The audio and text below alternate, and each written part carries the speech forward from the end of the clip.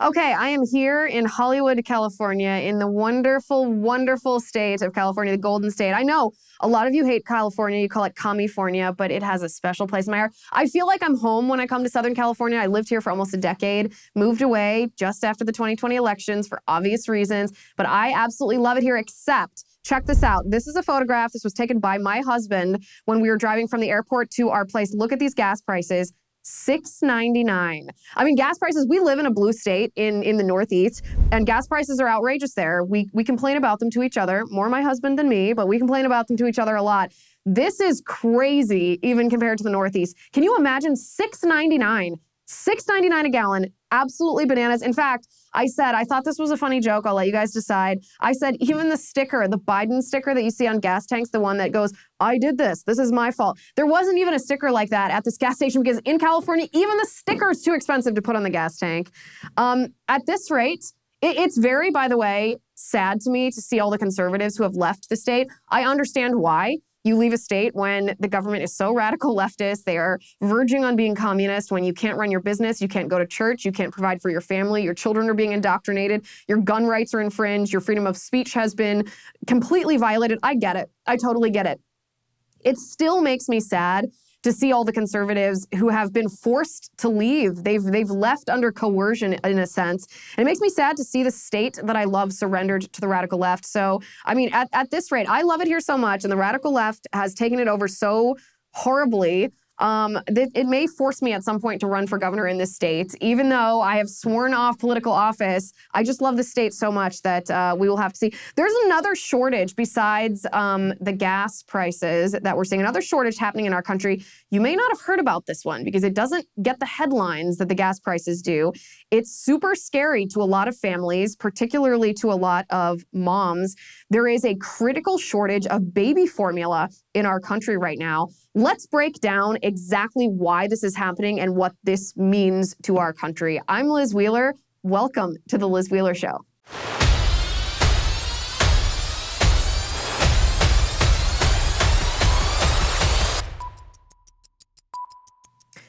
Also, I want to talk, there's crazy people that are protesting outside of Supreme Court Justice Brett Kavanaugh's house. And it's really nuts if you watch the video. These are angry people, agitated people, radical leftists who are trying to intimidate Brett Kavanaugh and the way that they're trying to intimidate him. They're not doing it just one-to-one, adult to adult. They're outside of his house because they're trying to make him fear for his family. I mean, imagine what his two young daughters, Kavanaugh has two daughters, children. Imagine what they're feeling. They're probably terrified. And that's exactly what these protesters outside of his home want. They want Kavanaugh to fear for his daughters so badly that he changes his vote or his preliminary vote on Dobbs versus Jackson's women's health, whether or not he will vote to overturn Roe v. Wade. That is what the left wants. That is evil, to use children and family to try to intimidate a Supreme Court justice. In fact, the way the Biden administration is handling this is Biden's January 6th. And we're going to talk about that a little bit later in the show, so stay with us because it's pretty crazy. But I want to talk about the baby formula for a minute because we should all be challenging and demanding that Biden answer for this because make no mistake, it is his fault.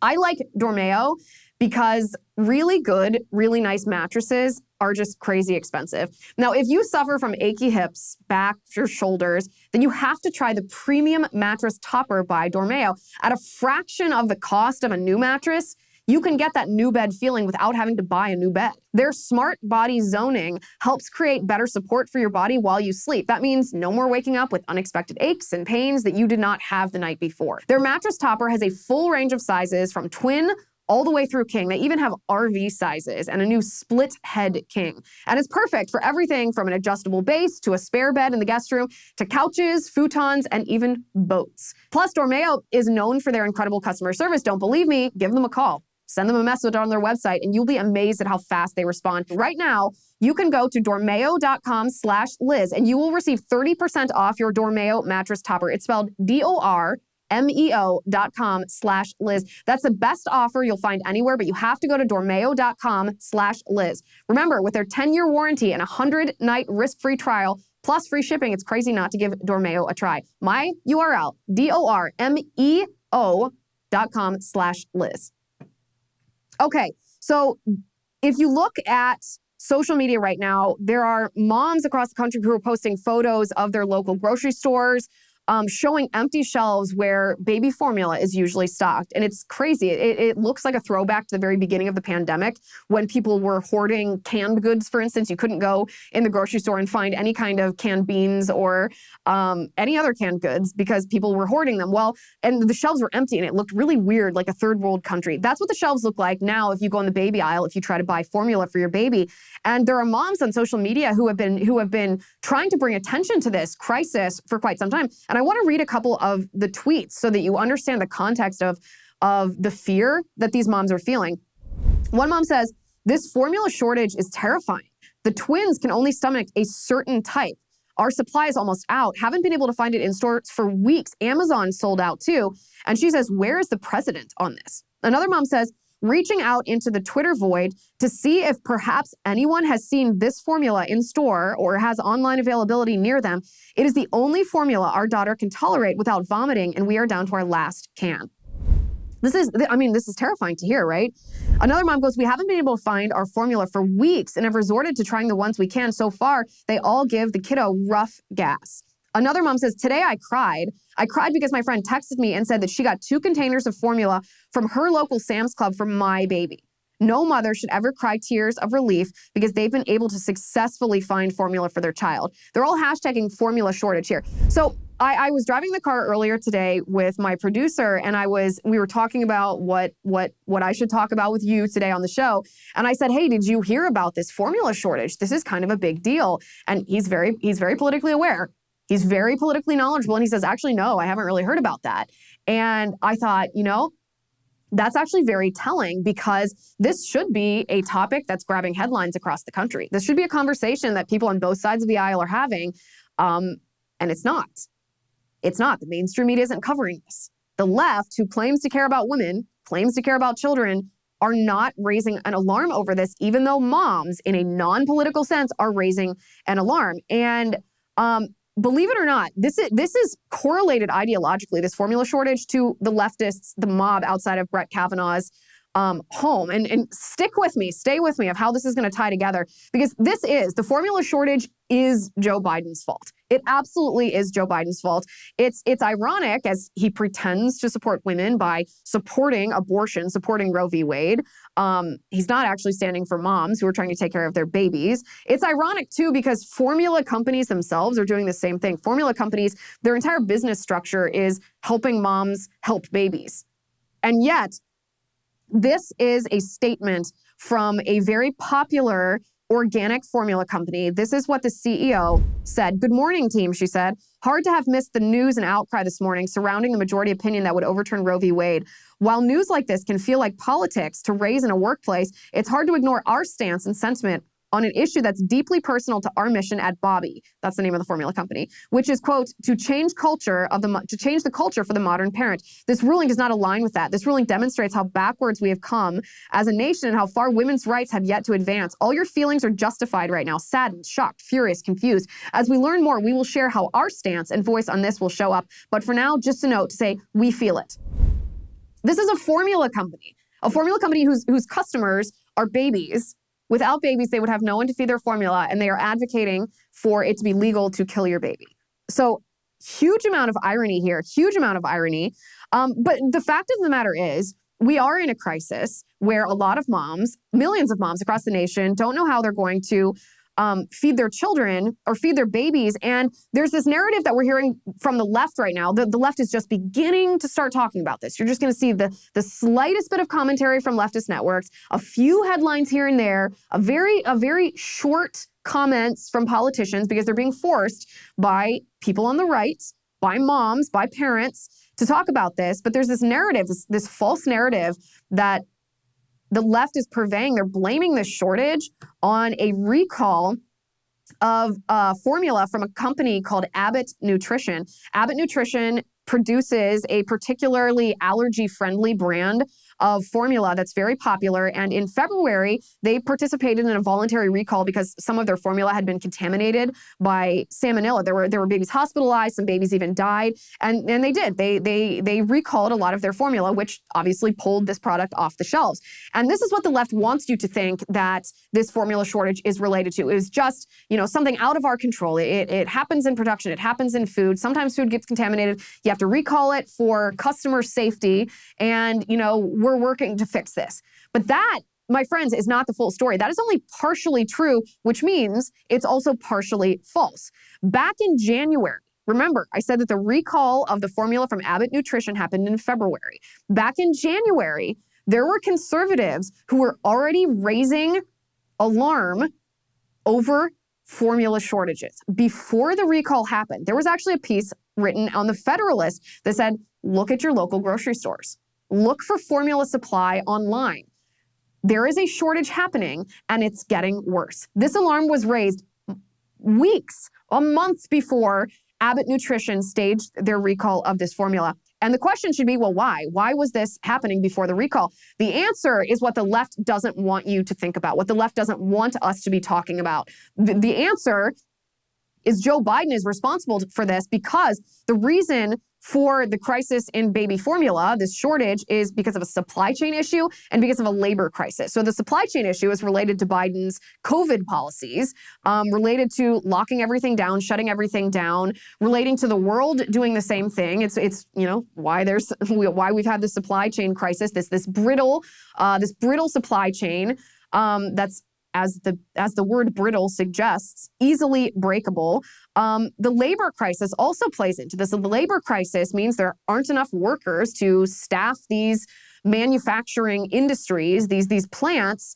And why is that? That is because Biden, through the federal government and states, particularly blue states with leftist governments and leftist governors, paid people not to work during COVID. They offered unemployment benefits that paid more than people would have made had they actually gone back to work or actually worked at all.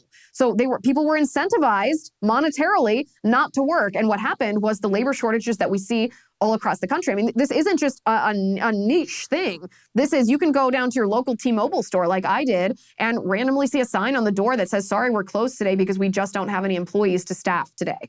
I mean, we see this. My dad owns a small business and he has a hard time hiring new employees right now. And he never had this problem in the past because people just are not incentivized to work because the unemployment benefits paid them more than working. This is across the country, but it impacts our supply chain is not just an intangible something. This impacts people. It impacts families. It's impacting the production and the distribution of baby formula. It's putting moms and dads in crisis. And there's a false narrative that's also being slung by the left right now. The left is accusing conservatives of responding to this. Remember, conservatives were the ones who started raising the alarm before the recall of Abbott Nutrition happened. But the left claims that conservatives are responding to this just by shrugging, by saying, oh, well, why don't these moms just breastfeed their babies and not rely on formula? So two things. First of all, no one is responding like that. No one. Not a single conservative, not a single mom. No one is responding like that. That is something that was fabricated by the left to make conservatives look heartless, and it's simply not true. It's a lie. The second part of this, though, is there is a cultural aspect to this and a question that we can ask. We can ask, why exactly does our culture right now rely more on baby formula than we did 100 years ago or 200 years ago? Why do moms rely more on formula now than they used to? And this actually is a question that we should be asking because the left has played a big role in the reliance on baby formula. So let's talk about that. Now, I like Genucel because it works. How old does your mirror say you are when you look? Ladies and gentlemen, you can delay this question for 5, 10, even 15 years with the new Ultra Retinol Serum from Genucel. Let me read you a comment from Marina. She lives in Fort Lauderdale about this product. She said, great product. My skin loves it. I've spent more money on creams over the years, enough to pay off my house. Just kidding, she writes. But it feels like that. This product has changed my life like no other. Now, Marina, of course, is flying high with Genucel's new Ultra Retinol Serum with hyaluronic acid. This technological wonder hydrates your skin at a cellular level, and it builds on this deep moisture with incredible anti-wrinkle effects of phytoretinol. So if you go to my URL right now, it's genucel.com/Liz. It's spelled GENUCEL.com/Liz.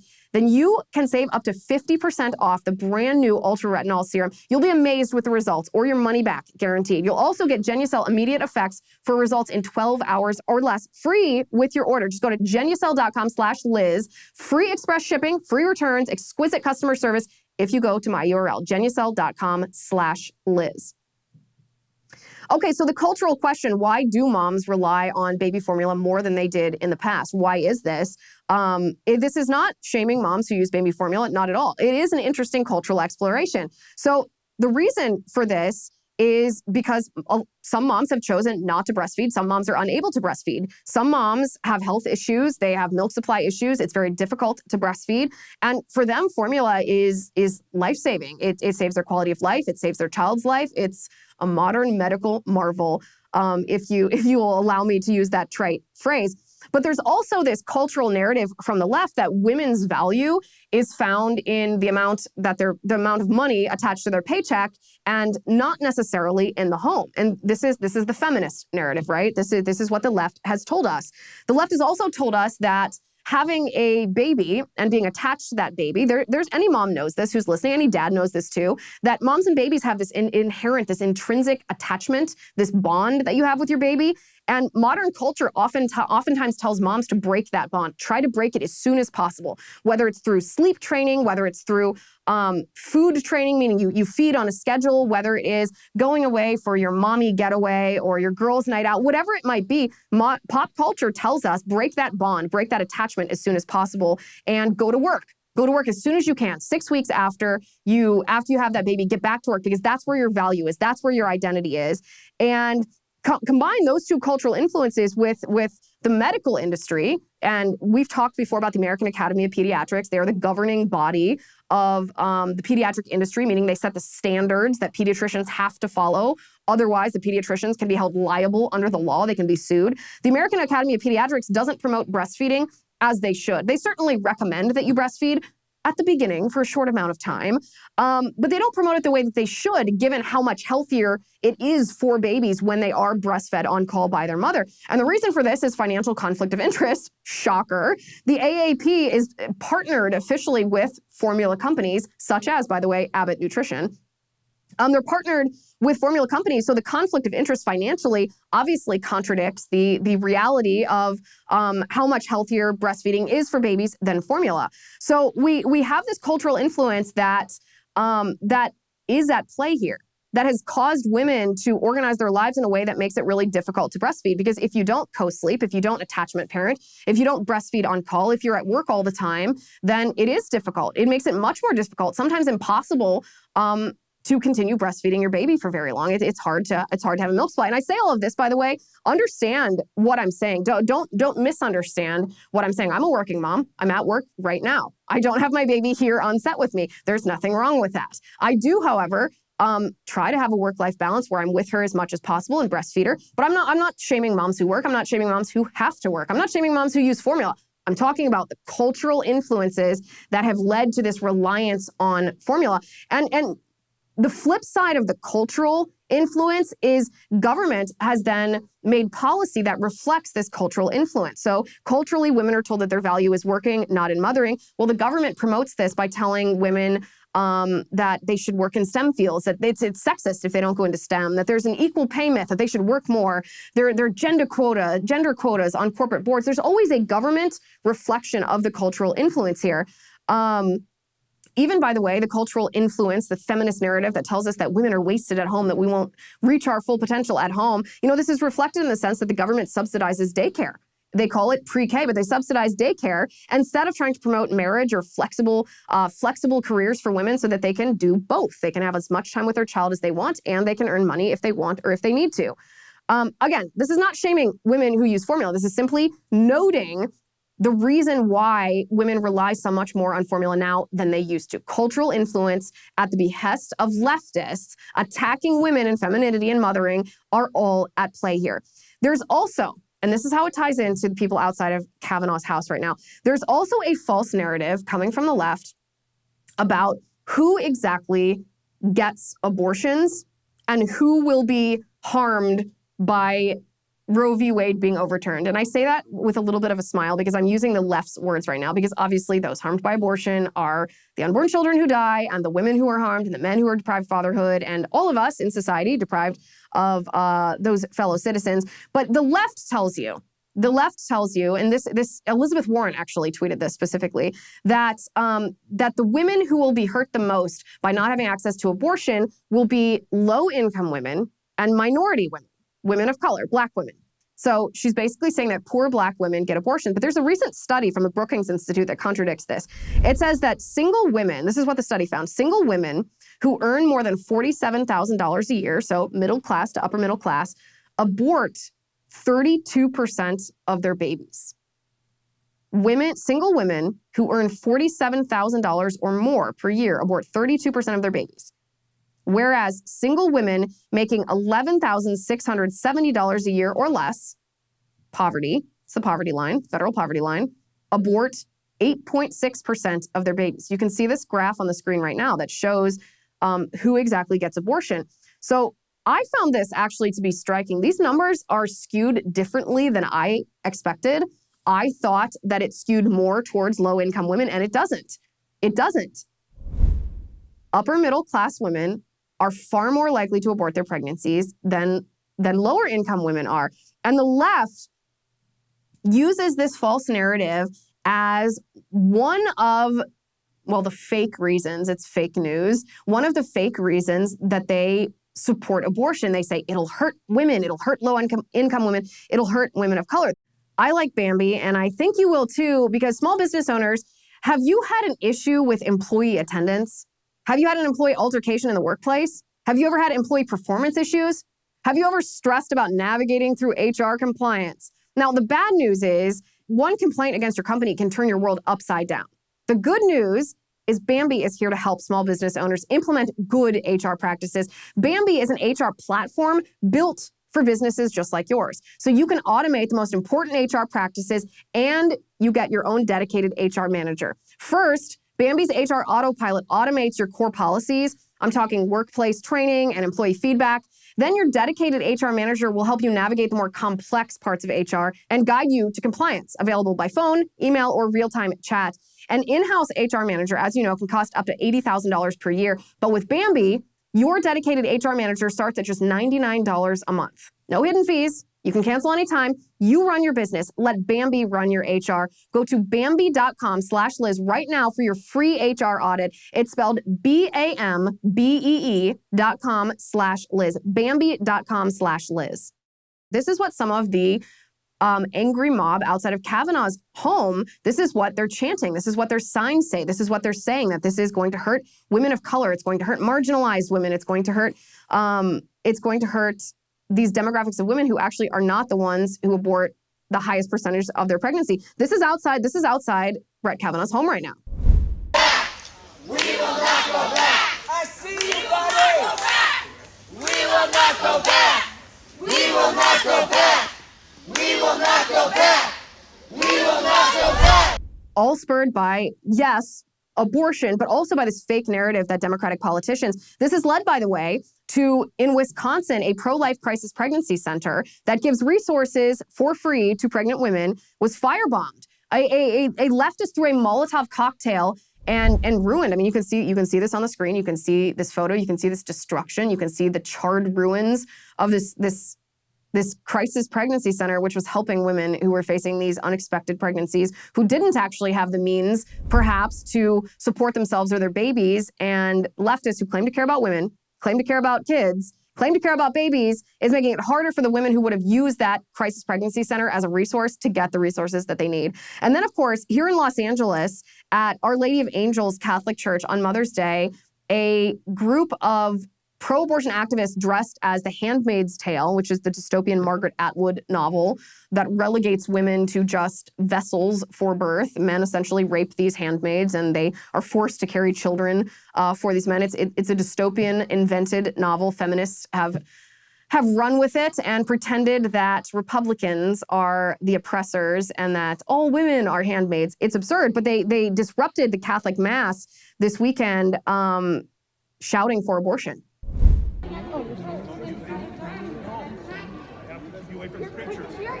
have to keep you away from features. You've got to get away from respecting women and you want to come in and attack us. Respect us. Respect us.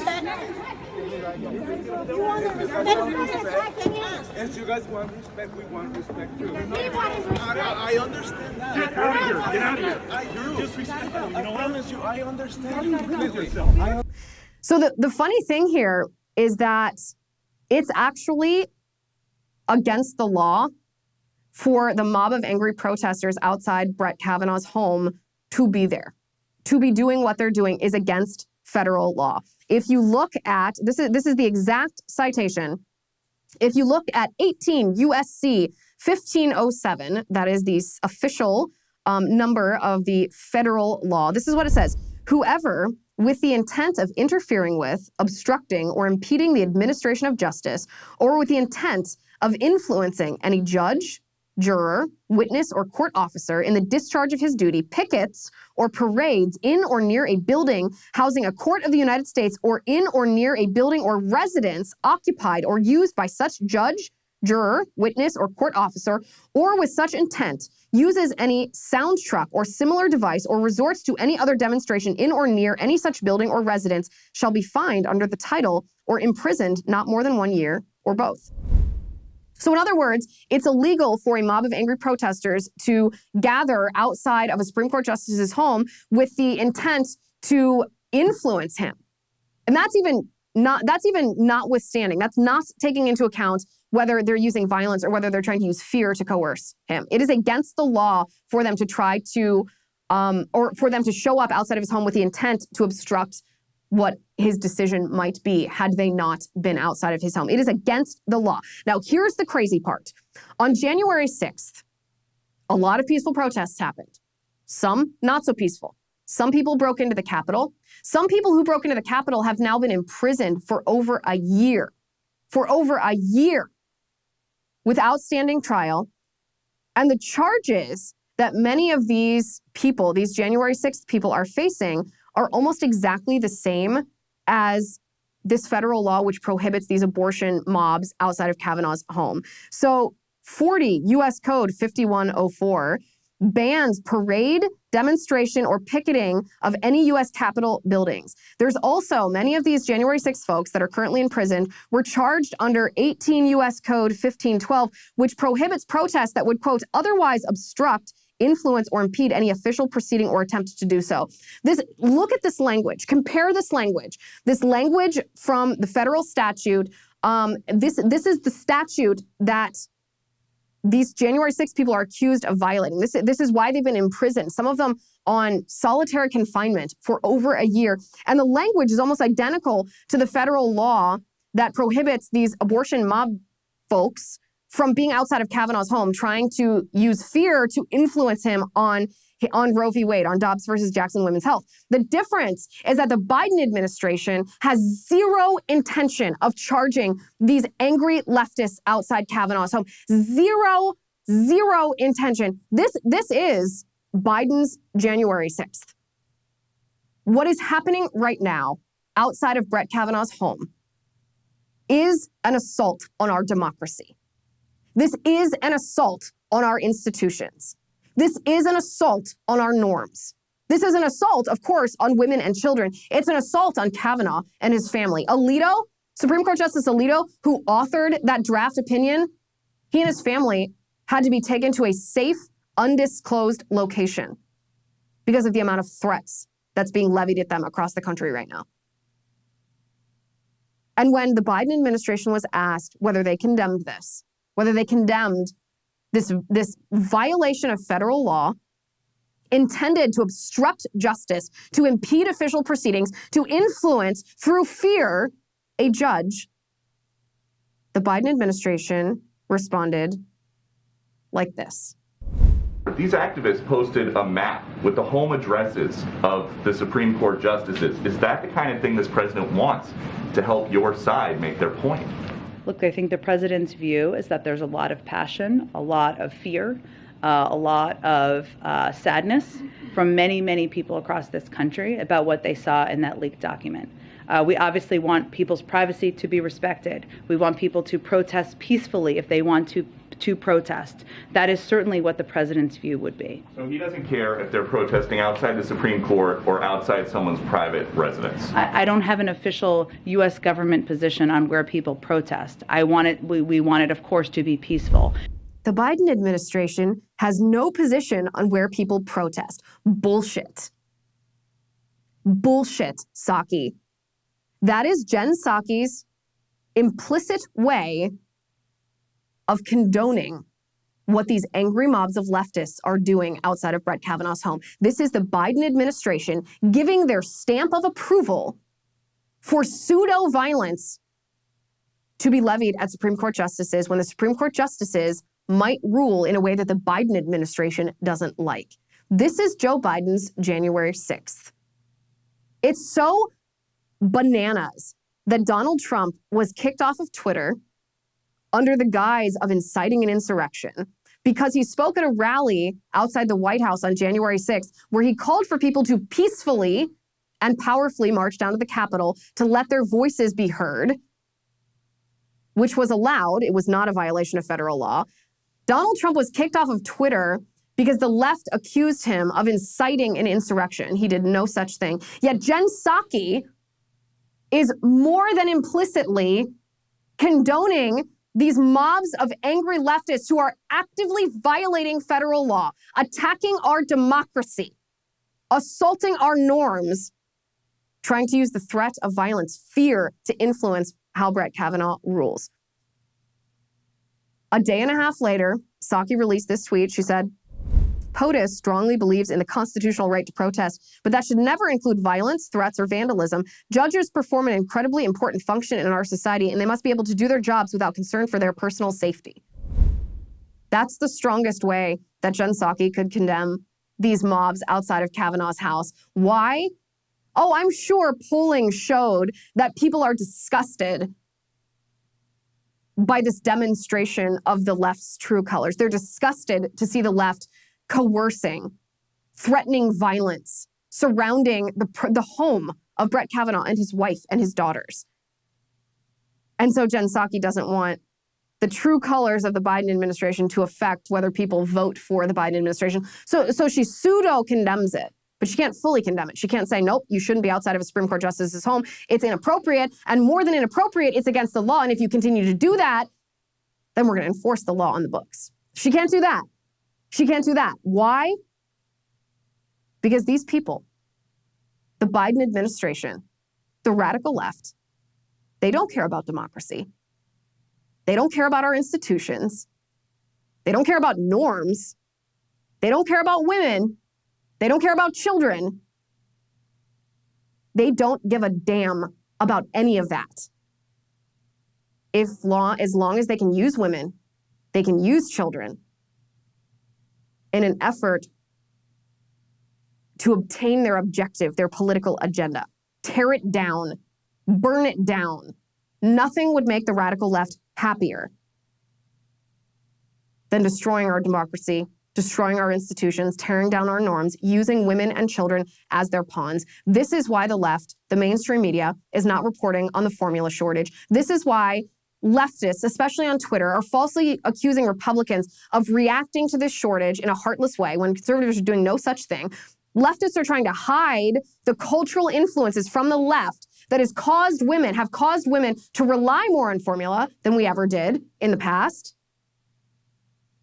This is why the left doesn't care that these angry abortion supporters are in violation of federal law outside of a Supreme Court justice, why the Biden administration repeatedly refuses to condemn this. They do not care about democracy. They do not care about institutions. They do not care about norms. They don't care about women and children. They just want to tear our country down and burn it down. Over on Locals, we are going to talk about Target. I admit, when I walk into Target, even if I'm only going in for one thing, I generally walk out and I'm like, how did I spend $200 in Target? I've always loved Target, but today that changes. Today that changes because Target has rolled out underwear for transgender kids. Join us on Locals, lizwheelershow.com/locals. If you use my promo code ACCESS, you can get your first month free on your annual subscription. It's a great deal. lizwheelershow.com/locals. Use my promo code ACCESS to join this discussion. Thank you for watching. Thank you for listening. I'm Liz Wheeler. This is The Liz Wheeler Show. The Liz Wheeler Show is produced by Jonathan Hay, executive producer Chad Abbott, director of photography Kevin McRoberts, editor Alejandro Figueroa, sound mixer Robin Fenderson, director of marketing Emily Washler, production and talent coordinator Matt Toffler, and senior publicist Patricia Jackson. This has been a Soundfront production.